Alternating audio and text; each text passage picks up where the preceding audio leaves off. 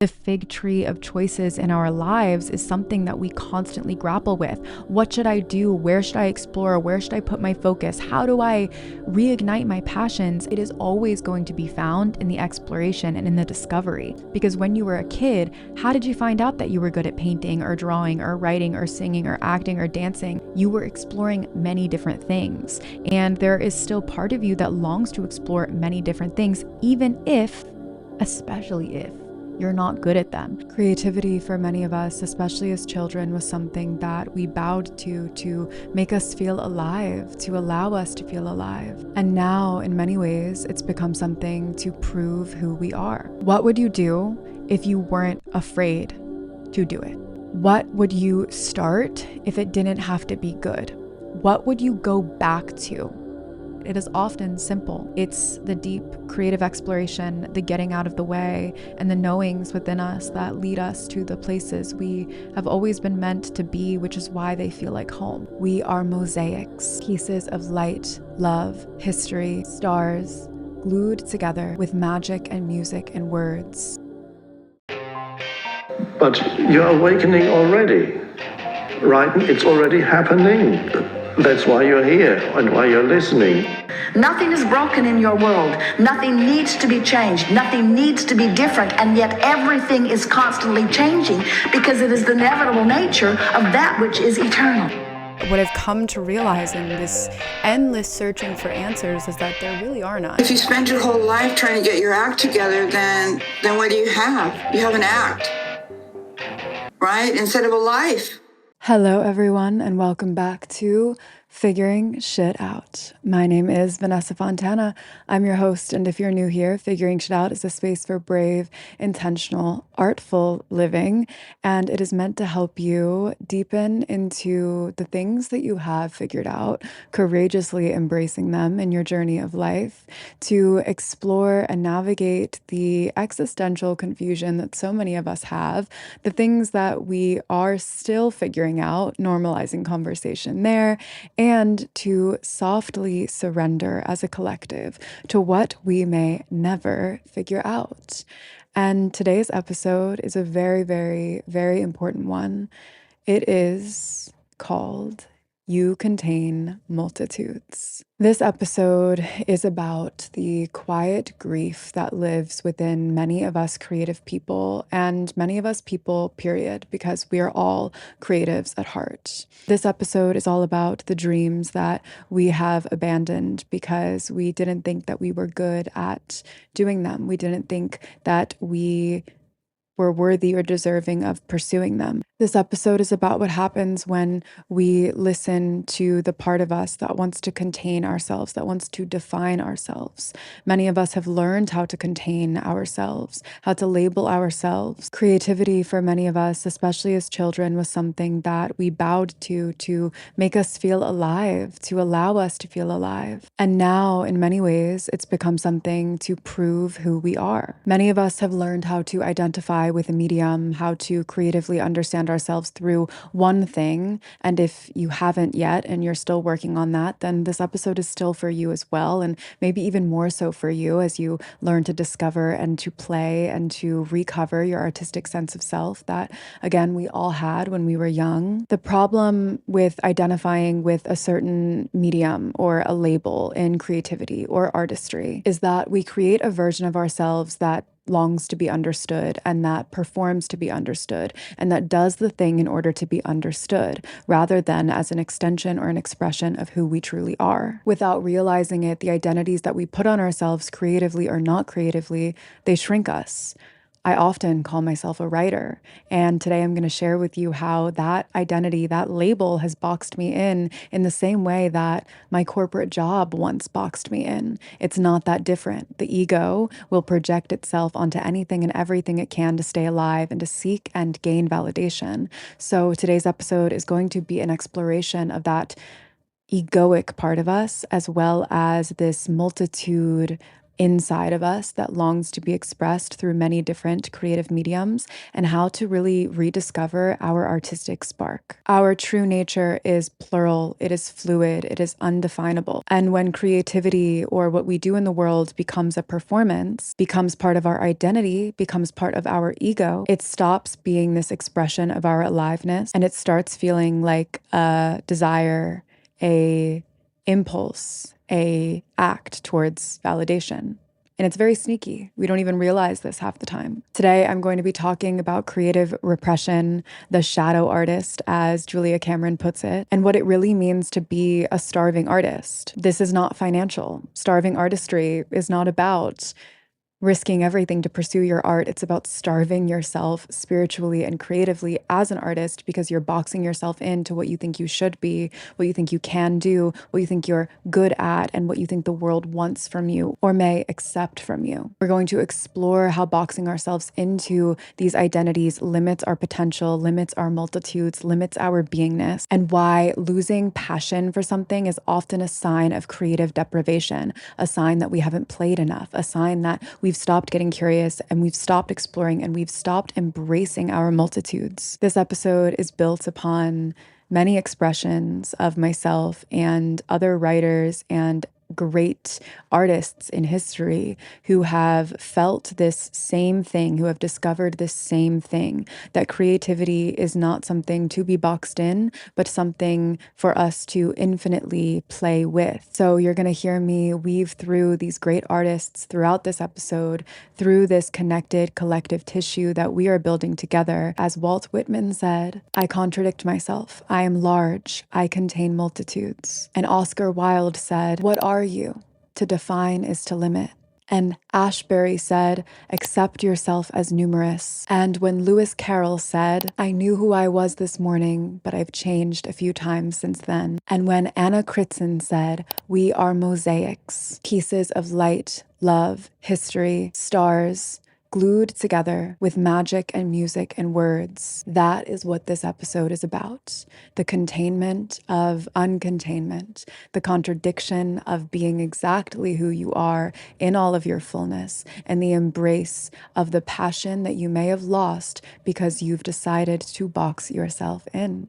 So sit back and relax as we deconstruct our true human nature, why we've stopped ourselves from being able to hold it, and a way back to this artistic mosaic of the multitudes of expression that live within us. Before we get started, I just want to thank you so much for listening to Figuring Shit Out, and ask that as an energy exchange for the work that I do showing up here, creatively expressing myself through this medium, that you just find a way to engage with the podcast in a way that feels good for you. If my work has helped you, if you have felt connected to it or resonant with it, if this episode makes you feel something, anything at all, please leave a comment and let me know. It is the best way to engage with the show. You can ask questions, you can submit requests in the comments. I read them, I see them, I love them, I respond to them.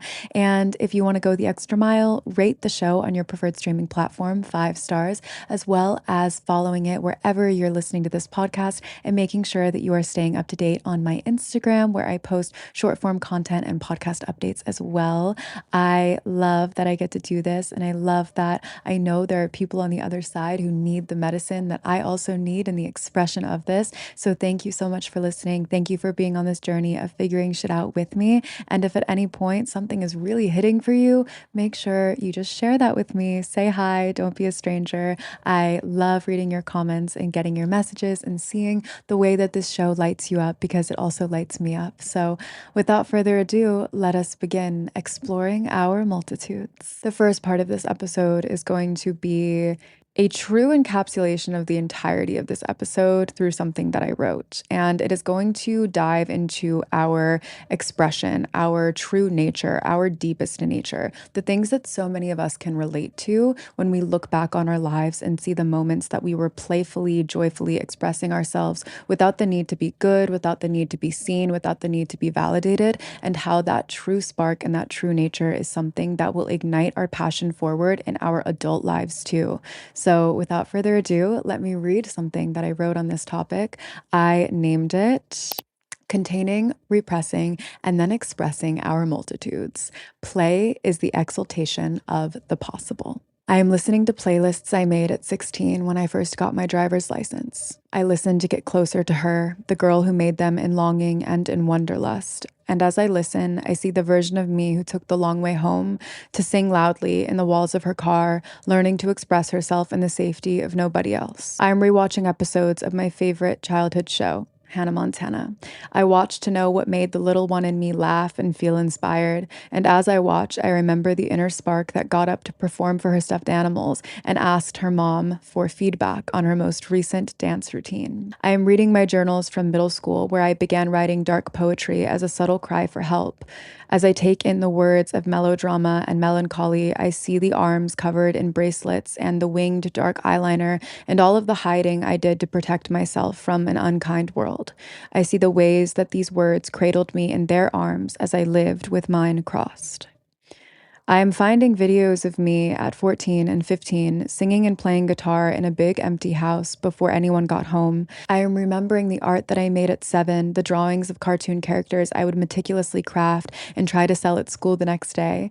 I am awakening to the feeling of freedom in my chest when I danced at my first recital. I am reviving the lost part of me who got a role with 10 lines in the school play in 5th grade and who giddied herself at making the whole crowd laugh upon execution of them. I am recalling my piano lessons at 9 and how I'd wait for them all week, every week, until we moved away. In all of these threads and webs of creative memories lie a deep, expressive thunder of multitudes.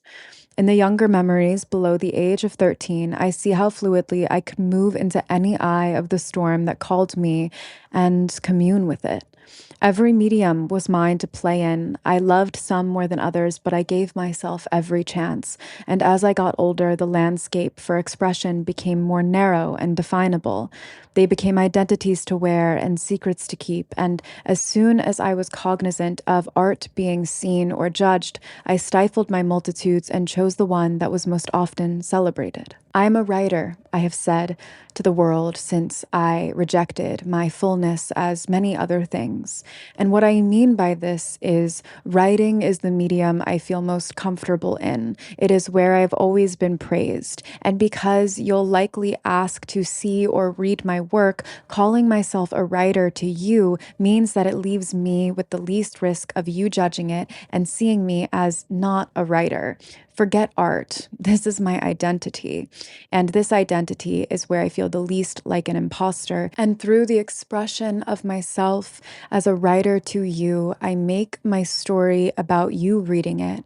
And in that, abandon the total act of me writing it. Most of us have that one medium that has always felt like our birthright, and the draw that it has on us is by no means ordinary or random. But we discovered this gift through exploration, and then we wonder why it begins to feel dead and dry within us when we no longer give ourselves the opportunity to keep exploring. The second we begin to box ourselves into a lane of artistry and define ourselves through it is the second that our art exists to feed our ego and starve our soul. It is the second our art exists for other people rather than as an expression of who we truly are. It is the moment that what we create becomes a product rather than an extension of our humanity or an expression of our existence. Sure, I am a writer, but I was not cuddled up with a pen and paper in the corner at 4 years old. I was finger painting and learning how to hula hoop. I was creating stories with my voice and babbling gossip with my imaginary friends. I was making songs up and finding rhythm with the world around me in every conceivable way, without rules. Looking back, I find this thunder of expression booming in every potential illustration, including illustration. As Martin Buber once said, play is the exaltation of the possible. Yet I have denied myself the right to contain these multitudes. I have denied myself the right to play with the fires that I decided could never burn bright enough for me. And I'll bet, so have you. Can you please talk about losing your passion and trying to find something new? A listener commented on my most recent episode, the morning that I write this. I deeply know that this is a tension we all have because creativity dies the moment that it becomes a performance of self instead of a practice of being. I'll bet that you have lost your passion because you haven't let your passion breathe and beat and be and become something else. I'll bet that you've lost your passion because you've expected it to give to you the same spark of life and wonder that it always has without you giving it the curiosity that it always needed. I'll bet you've lost your passion because your mind has taken reign and is comparing your expression of that passion with other people's. And I will bet this because I know this. The antidote is excavation. Excavation of these forgotten samplings of your creativity, digging up the dirt of your most young imaginations and potting new plants with them. The antidote is trying something new and giving yourself the right to be bad. The antidote is curiosity. The antidote is the intentional act of not trying to get it right. Ask yourself honestly, what would I try if I wasn't afraid? What would I start if it didn't have to be perfect? What would I do if it didn't have to be good? The antidote is deep candor with yourself in answering these questions. In the wise words of the creative mother, Julia Cameron, restless in our lives, we yearn for more. We wish, we chafe, we sing in the car, slam down the phone, make lists, clear closets, sort through shelves. We want to do something, but we think it needs to be the right something, by which we mean something important. We are what's important. And the somethings that we can do can be something festive, but small. You add in a little curiosity, a little permission to play, and suddenly the clock is ticking and you're hearing the beat. You stop by a museum shop, sign your name on a scuba diving sheet, and commit yourself to Saturday mornings in the deep end. You're either losing your mind or gaining your soul. Deep breath in, shall we? This episode arose originally because on episode 113, Let the Soft Animal of Your Body Love What It Loves, I was talking about the shameless allowing and expression of ourselves. And that conversation is impossible to have without a conversation of this embodiment creatively of this shameless allowing of ourselves to be and express and have all of the emotions we do and be a friend to all of them, even the hard ones. That episode was really special, really important, really needed for me and for others. I know that you guys really loved that episode. If you haven't listened to it, definitely go check it out. It's all about the releasing of shame from our posture, and it came through me after this morning that I had where I picked up a guitar for the first time in a couple of years. And I really picked it up and sat with it and allowed myself to get out of the way and let whatever wanted to emerge to emerge. And when I say get out of the way, I mean that I asked the critical, judgmental part of me to take a seat in the corner while I explored the chords I thought I'd long forgotten and the words that wanted to vocally come through me in song. And I found myself writing this song to the spirit of music, and it was called Hi, It's Me Again. And it was essentially all about how I had abandoned this love, this craft, this feeling of deep, deep oneness that I had with this instrument and with the spirit of music. Since I was young, since I can remember, I always sang, I always played music, I was always writing songs. This was always a part of me.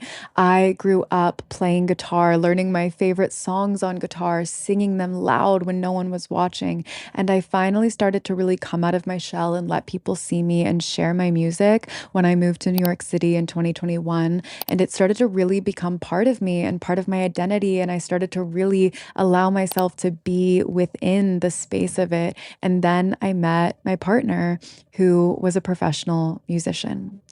And you would think that partnering in love and romance with a professional musician would allow this love and romance for this craft to expand and be boundless.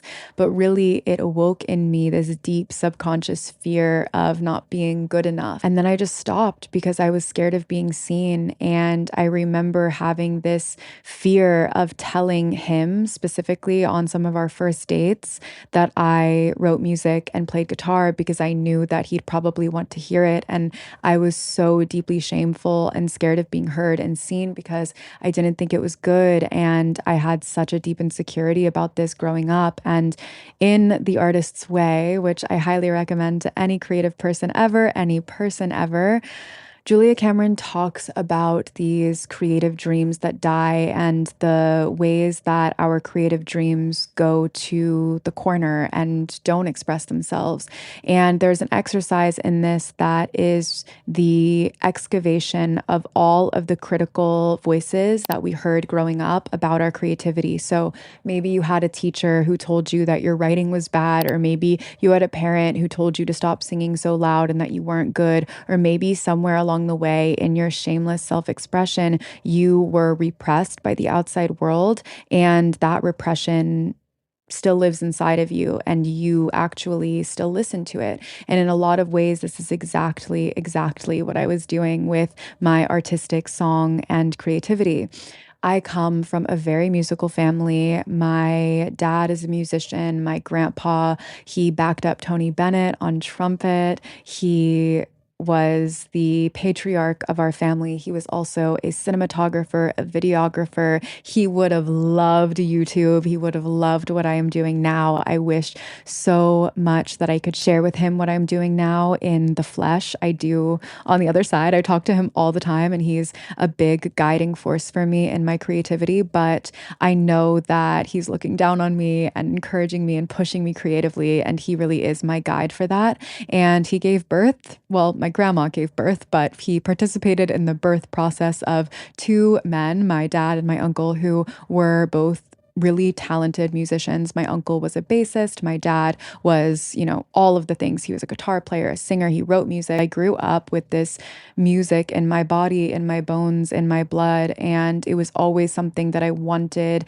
to do and pursue and love and just be open about, but something I felt so fearful about because I came from this very musical family. And so there was a very distinct good and bad. And it was very objective. It was very much you were either good or you were either bad. You were either singing on key and in tune or you weren't. And I remember growing up so many times, members of my family telling me that I wasn't singing well or that it needed to sound like this, or watching other members of my family get criticized so heavily for their artistic expression of music. And it was something I never felt freedom in. I always felt suppressed in, but nonetheless, I always felt like I wanted to pursue and I wanted to do. And so I always did it secretly and I hid it. And this morning that I had with this guitar, writing this music, it felt like such a deep homecoming and a deep feeling of this instrument of expression has and always will be here. And maybe the reason that I don't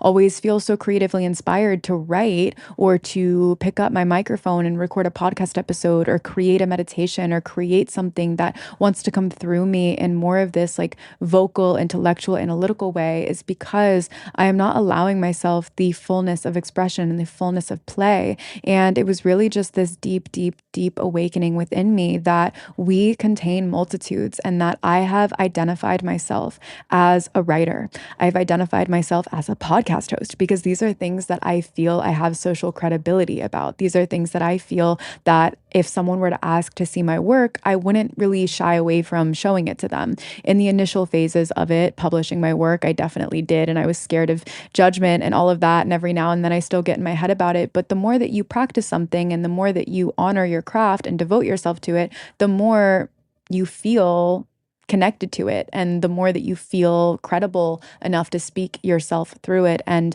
to be one with that thing and to call yourself a creator of that craft or of that thing. And I know that so many people identify with this. So that is the crux of this episode, this deep realization of the way we put ourselves in boxes. And I see this so often. I know so many people deal with this at such a deep, profound, fundamental level. I have a friend, her name is Alexis, and she has actually done a lot of the photo shoot work for Figuring Shit Out. She is an incredible photographer, incredible visual artist, and she is also a dancer, and she is also a painter. And recently she started painting and excavating this artistic painting side of her and working with her hands. And she had this opportunity to be featured inside of a gallery. And we were talking about this because it came up the day that I had actually rediscovered my love for music and songwriting and realized that I needed to do it. I shared this with her, and I actually sent her one of my songs because it was this act of saying, I know that there's part of me that really needs this to be good and really needs this to be validated. And I don't at all care that you think it's good or that you validate it. I just need to share it with you because that's what art is about. And it's so important to have people in your life who you trust to share those creative things with, who will nurture your artist and will allow your artist to be exactly as they are without needing it to be good and without giving their unsolicited opinion on how it could be better. And Alexis is really one of those people for me. And her expression of this was so similar. It was that, she's worked for so long with video and with her hands, and she's literally trained in film. She went to school for film. She understands the camera. She understands this piece of equipment, but there was a part of her that was longing to use her creative expression in a different way. There was a part of her that was longing to paint and to start drawing. And when she started doing that, she also found all of these paintings that she'd made in high school. And it's such a beautiful example of this type of thing happening. And I know that you probably have a medium that you have long forgotten, something within you that you want to excavate, but you say, oh, no, I'm not good at it, or I should put my time and energy towards the thing that I know that I am. And it's a way that we box ourselves up. Not to mention, it's a way that we keep the craft that we feel the most connected to, the one that we feel the most drawn to, also limited. Because I know for a fact that my writing becomes so much more colorful when I give myself the play and patience of going to a museum, when I give myself the play and patience of writing music on a guitar, when I give myself the play and patience of dancing and singing and expressing and allowing myself to be in the fullness of creativity, not defining it. We contain multitudes, and allowing ourselves to express these multitudes allows us to grow bigger and grow wider. And so why don't we? Why do we box ourselves up? Why don't we allow ourselves this full expression? Why do we reject this part of ourselves? Why do we repress this part of ourselves? What happens? Where do our multitudes go when we don't allow them to be known, to be seen, to be witnessed by us first, and then by a product of that, the world around us? Well, I have some theories. The first one is it is a product of our ego. And we're going to deconstruct what this means a little bit. I've talked a lot about ego on Figuring Shit Out, but I feel the need to revisit it and revisit the role that it plays in our lives, because I think that there's something to be said about the necessity of it, especially in creative expression. Our artists, our inner artists, yearn to be validated. This ego is a part of us. The ego is not something that we should ever reject. It's just not something that we should live within, and it is something that we should become conscious of. So first and foremost, what is the ego? Let's go back to defining it. I'm going to use a definition by a man who I love so dearly, so deeply, who was the first initiator of my spiritual awakening, Eckhart Tolle. He wrote The Power of Now. He talks a lot about the ego and the pain body that comes from the ego, which longs to stay in suffering and pain, even if that suffering and pain looks like the extreme desire and chase for forms of validation. Eckhart Tolle defines the ego as the false mind-created sense of self. It is an unobserved collection of thoughts, beliefs, and identifications that create a story about me and my life, separating us from the now, separating us from the present moment, and separating us from our true essence. our essence of creating multitudes. It is the compulsive inner voice that complains and nags and needs. The ego needs. The ego lives in desperation. The ego fears. Ego always wants more. It exists in a state of dissatisfaction, of never enoughness, of feeling incomplete. It is created to keep us safe. It is created because we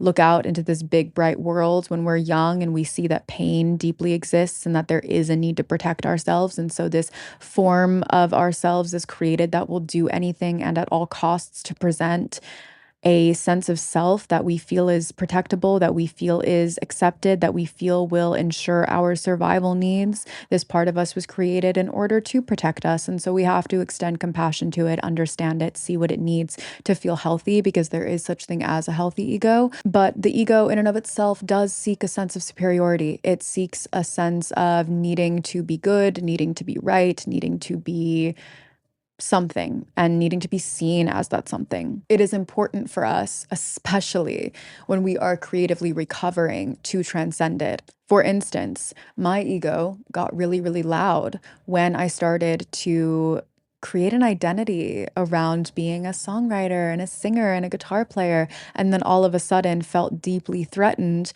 by the need to be good and by the desire to be seen as a good songwriter, singer, storyteller in this musical craft. And by needing to be good, it decided to protect me by keeping me from pursuing that craft at all. It actually wasn't this like deep search of validation, which a lot of us will find our ego actually does. Instead of stopping the thing or hiding, we might express ourselves really bigly or boldly, but need other people to see it, need other people to know it, need other people to tell us that it is good in order for us to feel okay about it and in order for us to feel empowered to do it. And this is also why I think some of the gifts that we naturally have that are naturally praised end up being the crafts that we focus on. Growing up, what was nurtured within me was this egoic identification with being academic.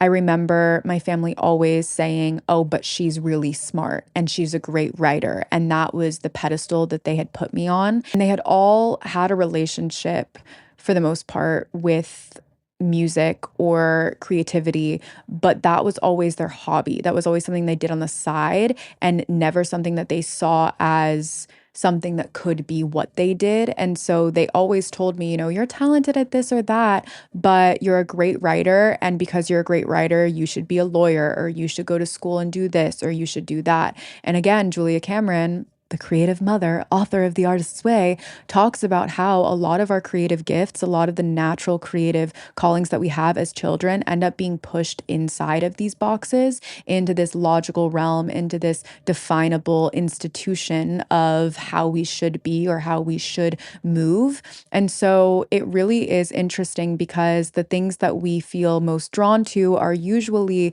the things that we've also been egoically allowed to pursue. So I was always told that I was a good writer, so I believe that I am a good writer. And there are times where I read my writing and I'm like, I don't really feel like a good writer, but at my core and in my being, it is part of my identity. But because I was never told that I was good at drawing, and it was never something that was really nurtured within me, something that I loved to do when I was little, and something that I still find myself doing on my little notes. I find myself doodling all the time, something that I don't care to be good at either, because it's not something I egoically identify with. But again, if that was something that was really nurtured in me, could I have been in art classes? Could that have been the thing that I really wanted to do? Could that have been the gift that I found myself most attracted to? And so there's a question here of, are our gifts, are the things that we're naturally drawn to actually these deep caverns within us that are desiring to be explored? Or are they the things that we were pushed more towards and that we learned a sense of comfortability with, and that we have practiced the craft enough times with, that our ego feels the need to continue identifying with them and showing the world that we are that thing and that we do that thing and that we express ourselves through that thing? And so I think the answer to this is yes. both. I think that we do have natural gifts and talents. I think that the gifts, the dreams, the things that are within you are not random. They are not coincidences. But at the same time, those things were likely witnessed by people around you and either accepted or rejected. And the way that you find yourself rediscovering them or going deeper into them, I think, is an expression of the ego. And again, the ego isn't bad, but we need to keep the ego in check because the ego will want us to do things performatively. Our ego will tell us that we need to choose because our ego wants to create an identity that it feels it can attach itself to. And so if we create the identity of writer or of painter or of singer or of dancer, then the world can more easily understand us. We can more easily find our people. We can more easily feel like it's easier to live through this complex and really undefinable world because we are inside of the box that our ego wants to create. But my argument here is that we contain multitudes, that we are everything, that we have everything inside of us, and that we have a right, a desire, and a true need, actually, to satiate all parts of us that want to explore things that we might not be good at. I remember doing the artist's way and going to improv classes, going to dance classes, singing and playing guitar again, and just feeling so stimulated by life and excited by life and seeing life through the eyes of this childlike wonder that so many of us deeply, deeply long for. And it was suddenly like I was breaking out of the box of this identity that I had told myself I needed to be. And I think many of us struggle with this because we are told that we have to choose. We need to choose. And I know so many of us resonate with the fig tree example by Sylvia Plath, which I'm actually going to read now if you aren't familiar with it, because the fig tree of choices in our lives is something that we constantly grapple with. What should I do? Where should I explore? Where should I put my focus? How do I reignite my passions? And the answer isn't so much direct. It's never going to be, oh, you do this, or oh, you choose this. It is always going to be found in the exploration and in the discovery. Because when you were a kid, how did you find out that you were good at painting or drawing or writing or singing or acting or dancing? You were exploring many different things. And there is still part of you that longs to explore many different things, even if, especially if, you're not good at them. And guess what? Not being good at them means that you get to learn a new skill, a new craft. It means that you get to be good at them. It means you get to improve. And that is so very necessary for us to have a healthy ego. For us to have a healthy ego, or a sense of true inner self validation, that we can go about this world with a state of confidence about who we are, and we can feel connected to our core identity and want to expand it and explore it. We have to show ourselves that we can try new things and fail and be okay. We have to show ourselves that we can try new things and be bad and laugh at ourselves. We have to show ourselves that we can try new things and succeed. We have to give ourselves the chance to be uncomfortable, to challenge the unhealthy part of our ego that wants to grip and need and needs to perform and needs the world to see it a certain way, and show it that actually we grow our sense of self and our core identity by pushing ourselves beyond what we've known before, by pushing ourselves beyond these identities, these needs to be boxed in a certain way. So now I'm going to read this quote from Sylvia Plath, because this is something that many of us struggle with, this desire to choose something and this need to choose something. In The Bell Jar, she famously is quoted saying, "I saw my life branching out before me like the green fig tree in the story. From the trip of every branch, like a fat purple fig, a wonderful future beckoned and winked. One fig was a husband and a happy home and a children, and another fig was a famous poet, and another fig was a brilliant professor, and another fig was E.G., this amazing editor, and another fig was Europe and Africa and South America, and another fig was Constantine and Socrates and Attila and a pack of other lovers and queer names and offbeat professions. Another fig was an Olympic lady crew champion, and beyond and above these figs were many more figs I couldn't quite make out. I saw myself sitting in the crotch of this fig tree, starving to death, just because I couldn't make up my mind which of the figs I would choose. I wanted each and every one of them, but choosing one meant losing all of the rest, and as I sat there, unable to decide, the figs began to wrinkle and go black, and one by one, they plopped to the ground at my feet." This is something that so many of us struggle with.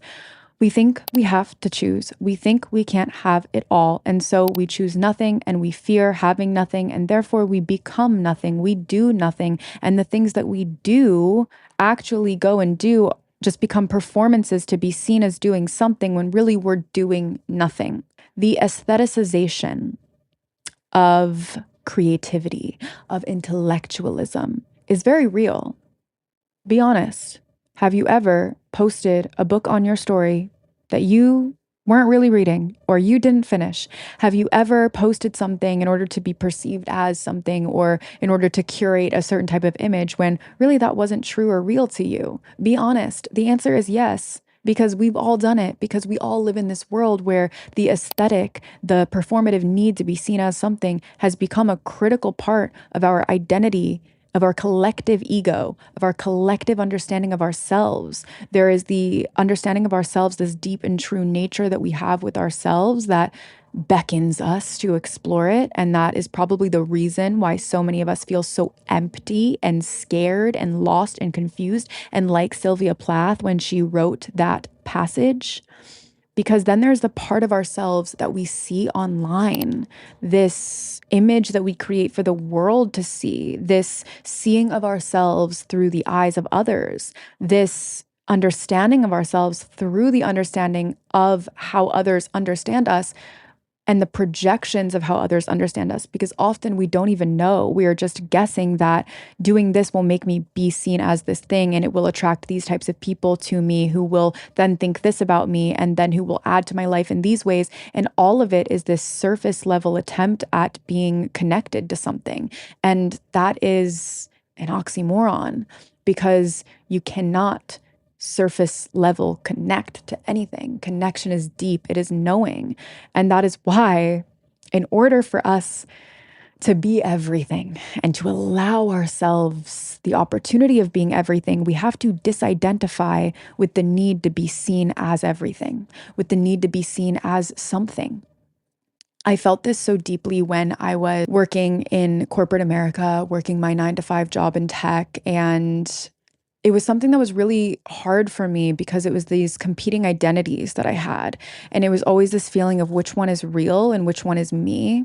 And now that I've been out of that job for over a year and I've pursued creating my own business and being a creative full time and going through the ups and downs and circulation of this identity, I realized that both parts of me are real.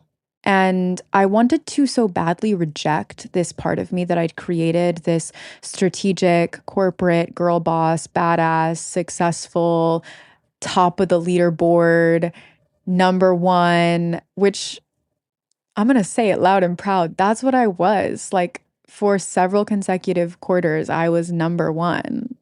Yes, I was. I was good at it because I'm crazy and because I love homework and school, and I always have. And I love organizing and building things and creating things and operationalizing things. And I love that strategic part of me.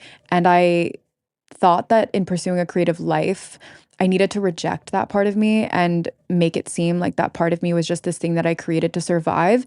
And in some ways that was true, but in some ways creating this alter ego, this creative yoga instructor girly who had a podcast and was a writer and who just wanted to live boldly and freely, that in a lot of ways was also a construct that I created in order to survive. It was an identity that I was attached to. It was an aesthetic. And I think that this is why it's so dangerous for us to pursue these aesthetics and to go on Pinterest and create a mood board and be like, this is what I'm going to do. And this is my life. And this is what it looks like. And this is every aspect of it, because it is a surface level attempt to connect to something that we could only ever feel. And in that, it really does box us up. The most broad thing that you can really embrace, I believe, is being an artist, Because in being an artist, you can be everything. You can be anything. You can be a writer, a singer, a dancer, a sculptor, a painter. You can be a business person. Business people are artists. And that is something I've also so deeply realized in creating my own business in the last year, is that the way that my business ideas come out of me and feel like they want to be created is not so different than the way a podcast episode wants to be created through me, or the way an essay wants to be created through me, or the way that my guitar calls to me. And then I finally listen and I write something that is asking to be created through me. It's really not so different. We are all artists. We are all creators. We are all the keepers of this beautiful energy that lives inside of us, that is asking to be released and transformed and alchemized in this really, really, really beautiful way. In my fig tree, there is a happy home life and the picket fence in my own way, but there is also the career of my dreams, and there's also the creative life of my dreams, and there's also a lot of travel, and there's also a lot of love, and there's also a lot of breath, and there's also a lot of movement, and there's also a lot of fashion, and there's also a lot of everything. I love it all. I want to love it all, and I can love it all. And that's okay. I am not just one thing. I am everything. I contain multitudes. I am all the things I ever was when I was a little girl and a teenager and a woman who's turning 26 this year. And I am all the things I will ever be inside of me. And I want you to know that that's okay too, that you can be everything. You do not have to box yourself into one medium, that your truest expression, if you look at the credibility that the history of your life holds, has always been multitudes. And defining yourself has likely only ever limited you. To be seen as something is how our art gets twisted into a product that is made for the appetites of other people, and not as a true nourishing meal that we get to feed ourselves and our soul. Because creative ego, the need to be seen creatively a certain way, is one of the sneakiest forms of ego. It will creep up on you like anything other, because you will sit here and you will say to yourself, I am an artist, and here I am pursuing my art and creating the thing and doing the thing. And I'm so excited to share this with the world. But really, it's the need for validation that is driving you, and the need to be seen as an artist that is driving you, rather than the full expression of art itself. So the question is to come back to your true, true nature. What would you do if you weren't afraid to do it? What would you start if it didn't have to be good? What would you go back to if it didn't have to look a certain way or be a certain way, be perfect, be seen? What would you do if you just wanted to do it? And often you'll find that this excavation of this thing is buried within your childhood. So if there's something that's already coming to mind for you, a practice that I did when I was rediscovering my creative connection with music was I wrote a letter to my inner child and my inner teenager, and all of these parts of me who had a relationship with this thing. And it was an apology letter to those parts of me, and also a attempt to deeply understand those parts of me and what this craft gave to them and what their longings were that I could now pursue and fulfill and take with me into this next chapter of my life. So it's a really great practice. I recommend it. And in that, when you end that little letter, I would ask these parts of you, your inner child, your inner teenager, your inner artist, what should I do now? What sounds fun to you? What do you want to do? I keep a list of things in my phone for a rainy day, these artist dates, these expressions of taking myself out to do something whimsical. And I find myself doing these things randomly and almost seeing them as guilty pleasures. Like yesterday, I went to go donate some clothes to Goodwill, and I was there, so I might as well shop. I was looking through things and I was finding things, and I felt like I shouldn't be there. I felt like I should be doing something productive. I should be doing something right. I should be doing something else. And then all of a sudden, I just felt this deep call from my inner child, who loved to play dress up and who loved to go shopping. And she was like, hello, can we stay here a little while? I mean, I'm having so much fun. And it was in that, just like the deep breath and the giving to that part of myself, that this little donation drop off became an artist date. It became something that I did intentionally, and with the knowing that it wasn't a guilty pleasure. It didn't have to be a guilty pleasure. It could just be a pleasure. It could just be something that I gave to myself. And I think that's why a lot of us don't want to go through the journey of pursuing these things that might seem silly or arduous, or why would I do that? Take myself on a silly little date to the aquarium or the museum. I mean, like, don't I have better things to do? Like, no, you don't actually. The best thing that you can do, the most productive use of your time, is actually feeding that whimsical, artful, expressive part of you. It will give back to you tenfold, I promise you. And if you are still struggling to accept that, and even if you're not struggling to accept that, but you're just like, oh, I don't have the time, how much time do you spend on your phone? How much time do you spend scrolling? How much time do you spend looking through the lens of the eyes of other people at yourself to be seen as something, or looking through the lens of the eyes of other people and seeing them as something else, seeing them as bigger than you, better than you, more superior than you, more artistic than you, more creative than you, better in some way, because all of that is just your ego. It is in the driver's seat. And you got to gently move it over to the passenger seat, maybe even put it in the back seat and say, hey, my inner child, my inner artist, my inner multitude would like to take the driver's seat now. And it will actually listen to you. It might fight you, but it will actually listen to you. In the pursuing of these things, these expressions of ourselves, there's going to be a little voice in your head that goes, who do you think you are? No, no, no. You're not a painter. You're not a sculptor.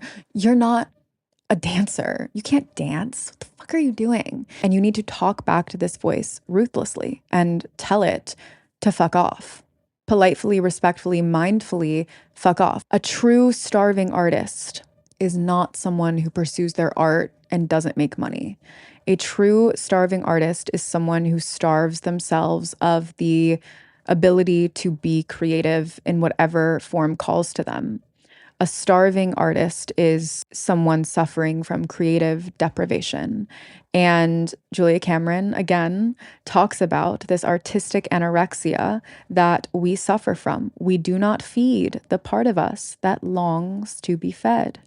The only way we can feed it is through exploring, through being curious, through playing. And isn't it wonderful? Isn't it special? Isn't it something that we all have these tendencies, that we all have these repressions, that we all have these desires to express ourselves? Isn't that absolutely amazing that something connects us? This idea that we are not special. None of us are special. We might have gifts that want to be expressed, but none of us are special. There's a Pinterest quote that says, why don't you read a book that was written centuries ago and contemplate the fact that you feel the same way as someone else did generations ago? And it's true. It's so true. And that is why the things that I create resonate with you. That is why the things that you see online hit so deep. We're all having this universal experience, this universal understanding of ourselves as humans and artists and creatives and livers of this life. And so why wouldn't you use it as your playground? Why wouldn't you allow yourself the deepest form of expression with it? You have an internal shrine that can glow when you feed it, when you kneel at it, when you bow at it, and when you let it lead you, and when you let it be simple. Because often these creative desires and expressions are simple. Today, after I was done at the gym, I wanted to go on the roof and look at the skyline of New York City and smile at it. That was all I wanted. I was like, I'm just going to go up there. It's going to be cold, but I'm going to go up there for 5 seconds and look at the skyline and say hi to it and wave at it. And that was an inner expression of my whimsical nature. And my day has been better for it. It has been better for it. It is often simple. We make it so complicated and so complex, but it really isn't. It's the deep creative exploration, the getting out of the way, and the knowings within us that lead us to the places we have always been meant to be, which is why they feel like home. The last thing I want to say is that the fear of not being good, I think, is something that's really silly and stupid because honestly, you're probably a lot better than you think that you are. And the judgments that you have towards yourself, the repression that you have within yourself, the lack of ability that you are giving yourself to just freely express in doing this thing is what is keeping you from being good. I remember when I was taking guitar lessons and singing lessons, the teacher had told me that you're always going to sing worse when you're performing, and you want to get as comfortable as possible with yourself singing as well as you possibly can because your octave will rise when you are performing. Naturally, nerves will affect the state of our voice, and it is only real, practiced, crafted performers that really have a hold of this. I mean, think about all of these videos of Taylor Swift throughout her entire career, right? Whether you like her, you don't like her. Objectively, she has gotten a lot better performing live. Objectively, her voice was not so great at one point, and yet she is still up there singing, dancing, being her, allowing herself to become the next iteration and version of who she was. But it's like if she can go on stage and not be good and not be seen as good, yet own it anyways, and allow herself to improve through these years of working at this craft and seeing it as a craft, then why can't you? Why shouldn't you? Whoever told you that it had to be good? And whoever told you that you weren't? This episode was inspired by all of these beautiful words that have been woven throughout history, these shared experiences that we all so deeply have. And it is such an honor to be able to come to this microphone and express them in this way. I'm so grateful for it. It is my birthright. It's yours too if you wanted it to be. And that's what I'm trying to say. You contain multitudes. You are everything. You do not have to choose one thing, but you do have to choose something now in order to get to the everything that is within you. A really special invitation for you. You have until the end of this month to come on my Costa Rica women's retreat. It is going to be the full expression of ourselves in the forest. The ethos of this retreat are inner child healing and connection, inner exploration and outer exploration, and a deep sense of connection and community and creativity, expressed all together in workshops, breathwork, meditation, movement, creativity workshops led by me, as well as frolicking in the forest, hiking through volcanoes, swimming in waterfalls, riding horseback, being with women who listen to Figuring Shit Out and who are probably of your same mind. I know that the cost can be something that keeps many people from wanting to come. I know that the exploration itself can be something that keeps many people from wanting to come. But I just want to say that I've spent a lot of money on my life on things that were stupid and not stupid. And I never regret, never in my life, spending money to travel somewhere that my heart called me to and go forth in an experience that I knew was right for me. The second that I purchased it and did it, I felt an immense amount of freedom live within me, an immense amount of knowing live within me that I am the creator of this reality that I live in, and that I get to choose what is for me and what I know is for me, and I get to choose what is expansive to me. And it was always an expression of that expansion. And through these experiences of traveling and meeting people and going to listen to my inner whims, I have met some of my best friends and had experiences that I could have never imagined. It has been the inspiration for so much of my creative work and so much of my financial abundance as well. Investing in yourself, spending money on something that you know is right for you and you know is going to bring you joy is an investment. It will give back to you always. Always, always, always. My yoga teacher training, my trip to Bali, my trip to Santa Fe a couple weeks ago, all of that, I've made that money back and more because the experience elevated me and lifted me so much higher that I knew that it was just impossible for me to go backwards on that vibrational state. And I'm not talking you into this if you don't want to come. This is really just for people who feel called to it, who know that it is right for them in their heart of hearts, who have heard me talk about it time and time again, and who have traversed the page and read about it and thought and decided it wasn't right for them and they couldn't do it even though their heart was telling them something else. I really want to invite you to this trip. I have a $200 off coupon, a discount code. You can directly message me and I will give it to you. And I'm also happy to talk to you if you're curious about it and you want to chat about it and you have any reservations, but you know it's right for you and you know it's something that you could be interested in. You have 2 weeks left to book. All of that being said, thank you, my sweet, sweet listeners, my family, for listening to this episode. If you liked it, like I said, say hi, leave a comment, rate the podcast. And last but not least, remember, if you spend your whole life trying to get your act together, you don't have a life, you have an act. So go and live your fucking life. I love you so much, and I'll see you next week. Mwah. You got to look for the redeeming feature. You got to look for things to appreciate. You got to find a reason to make it okay where you are. No, I've got to strive and struggle and try. That's what I've been taught. Growth and expansion is my quest. No, that's inevitable. Whether it comes easy or hard is the question. The horrible truth is that it's an inside job.